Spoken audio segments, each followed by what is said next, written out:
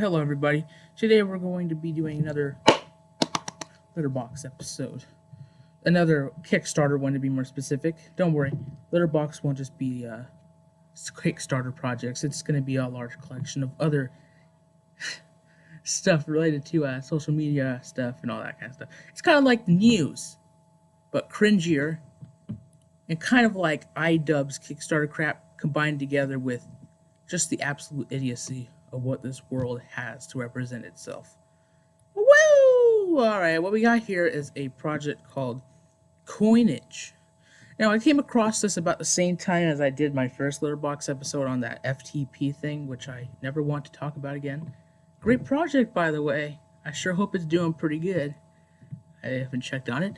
But Coinage, on the other hand, is something I'm going to get right into. This is one of those projects that makes you want to stab yourself in the butt just so that you can feel that pain instead of the pain you're about to feel from this story. There's 13 days to go. This story will explain itself more further. There are only 5 backers now. Last time I checked, there was a little bit more, and that's going to explain, but this guy, Chris Scott, I'm not sure what to really say about him. I don't know what the heck's up with the way he's typing here, but let me just say what he has had to say. Hello and welcome.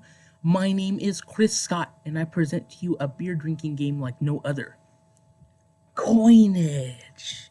A little about me. I am a 36 years old from Scotland. I am an ex-infantry soldier looking for my path in life. Thought he had. Yeah. I have done my fair share of drinking in the past, and I can honestly say that this is the best drinking game I have ever played. You know, that's kind of a biased opinion, Chris. I mean, the best drinking game you've ever played? Is that because it's yours? Nah, probably not. It's crazy, fun, and creative, but you also need to keep your wits about it. About you. Sorry. You know, interestingly enough, I once made a board game. It was for a high school project. It was on Lord of the Flies. Everyone knows that book. If you don't, it's about savage children that go crazy after they're left on an island without any adults. Quite a good book. I think you should all read it. It's really important. Got good morals to it. Do you have what it takes to be crowned the king of Coinage? For 3 or more players. Please note, images displayed are not the finished product. They only serve as a guide to the actual final product, which will be completely professionally manufactured and packaged. Man, I teased something gross in my mouth. It's probably bullshit. But okay, final product will comprise of 1 foldable game board. I sure hope so. A center chalice. Ooh, fancy. An official Coinage coin. Ooh, sounds delectable. And 6 drinking cups. Ooh, that's pretty good. That looks pretty cool. Yeah, real cool. To stay sober the longest by getting the coin in the cup and nominating others to drink. You know, I'm not really a drinking guy, and this is actually the first one that I found on the beer section of this website. I don't drink. I don't smoke. I don't condone it. I definitely can't. I'm allergic to tobacco and any smoking product. I'm actually allergic to campfire smoke. Anything that's a fiery whiff. And then as for beer, it just tastes like absolute piss to me. And it's not good for me. A lot worse for me, actually. Plus, I'm religious. I don't believe in the drinkage or the smokage of such products. Some people say, hey man, it's pretty good. I say, no man, it's gonna kill you. The rules, there are only 2 starting rules to the game, so it keeps it real simple. You must never put an empty glass on the table. If you do, you must drink again. Always try to remember to fill the glass to the 1 shot mark before you place it back on the table. And 2, to exit the game, you must drink 2 full cans of beer in 2 minutes. I don't know what kind of cans you're talking about. I am educated in this. There's different sized cans of beer. 8 ounce, 12 ounce, 16 ounce? What you talking about? 2 minutes. Okay. How to play. Wait, didn't we just go over how to play? Oh. Okay. Each player takes a turn to flip. Actually, I'm not going to even read the rest of this. You can pause the video and read the rest of this. I want to get into this. No swearing, no pointing, nothing.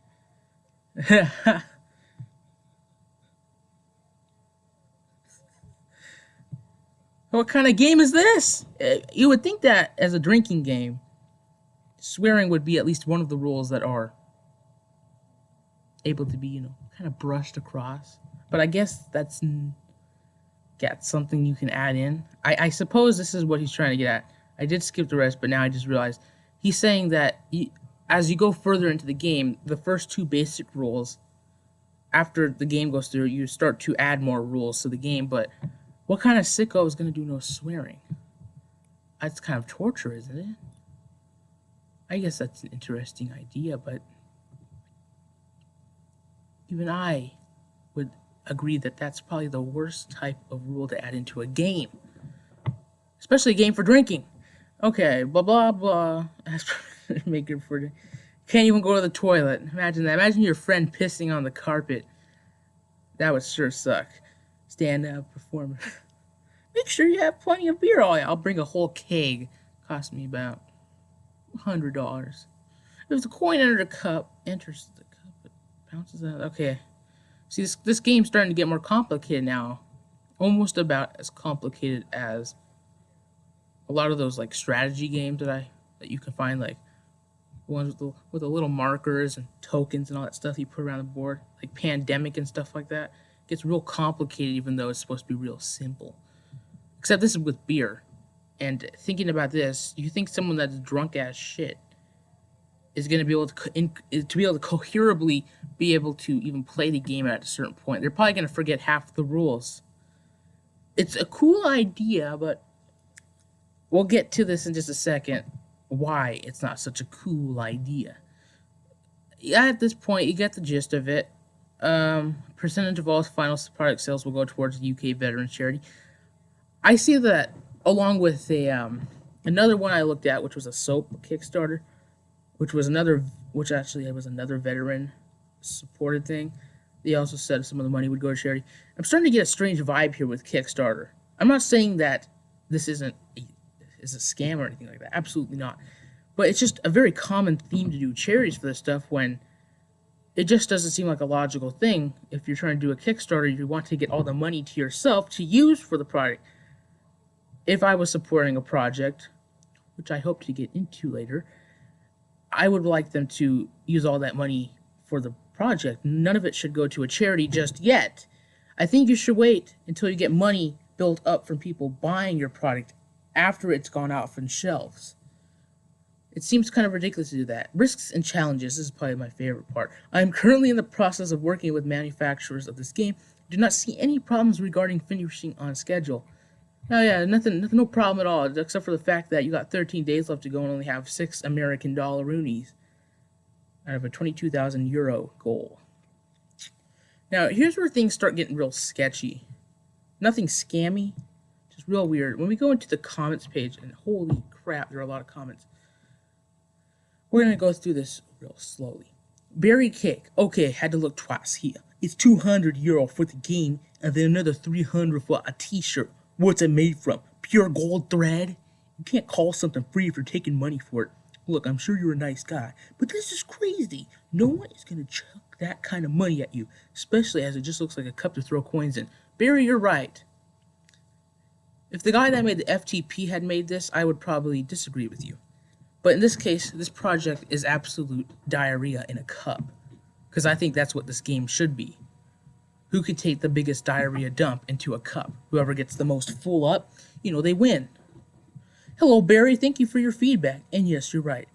Essentially, the game basically involves throwing a coin into a cup, excuse me, and then he just kind of tries to push himself back and say, you're not buying a game or a t-shirt. You're doing it to help people around the world. Don't you get this is to support veterans? That's why I was mentioning that earlier. Then Barry Cake comes back later that day to say, I'm confused as to why someone would buy this. Surely it is just a cup. We all have cups in our house. Why would we not just use one of them? And then he once again backs himself up. Chris Scott, being the angel he is, I don't really know him personally, so take it with a grain of salt with what I'm about to say, but I understand what you were saying, but please note the contents of the game serve to create an event people are partaking in, along with the knowledge of how to play the game. Kind of reminds me of one of those con artist games like 3-Card Monte. Hey, come on, join on in. We're not going to take your money or anything like that. It's just a fun little game where we all partake into an event. This seems like one of those games that a con artist would buy from Chris Scott and use to scam people with, especially since you're getting people drunk. Perfect. That's just my thought anyway. And then Chris Scott responds to a person that's already canceled their pledge, so we're going to look at this real close. This is where things get really weird. Well, Chris, you're halfway through the project, and it clearly isn't gaining any traction. A clear sign that you need to step back and stop this project. 6 cups, 1 coin, 1 chalice, and a board for 173 Canadian dollars. So Eric's Canadian, I guess. So that's how much it is for him. Yes, that's pretty expensive. No thanks. I think you need to look at other Kickstarter projects that charge less for the same amount of material content. Also consider the fact that I, as well as other Canadians, can recreate this game in their kitchen. I could do this too. In fact, I think some point in this video, probably at the end, I'm going to show you exactly how to do coinage without beer. So basically, you know, Chris Scott tries to back himself up. He's doing a lot of backing up. I would also like to thank you for clearing something up for me. I know now why nobody actually likes Canadians. Thank you for your money, but please keep your nose out of my boozeness. Oh my gosh. Chris Scott, the belligerent bastard he is. I don't even know the guy, I already hate him. Has just said a very stereotypical comment back towards Eric. I can't believe this. Eric, I sure hope you're doing okay now. I'm sure you probably forgot about the whole thing, especially since you got back your money. I can't believe Chris Scott would do this to you. Oh my gosh, what else does he say? Says the man whose project is not going to fund. This project isn't going anywhere. I also want to note that Eric was never being mean to Chris Scott in that comment earlier. He was trying to support him. He wanted him to succeed, much like I wanted the FTP guy to succeed, which I hope he does. But with Eric, Chris Scott couldn't handle it. No. This guy has a very temperamental attitude, much like my father, who used to abuse me as a child. But without that, in fact, we have Chris Scott abusing Eric through a passive-aggressive way. Eric, with an attitude like yours, it's you that's going nowhere. You actually just paid so you could write a negative comment. What kind of person does that? Also, this is a beer-drinking game, so I don't see why you would even care about it. Probably because you don't have anyone to play with. It's okay, Eric. Go back to sipping your moose piss. Ha, ha. But really, you should try the game, even with your own cups, etc. You might actually have some fun. I think you really need it. All the best, Eric.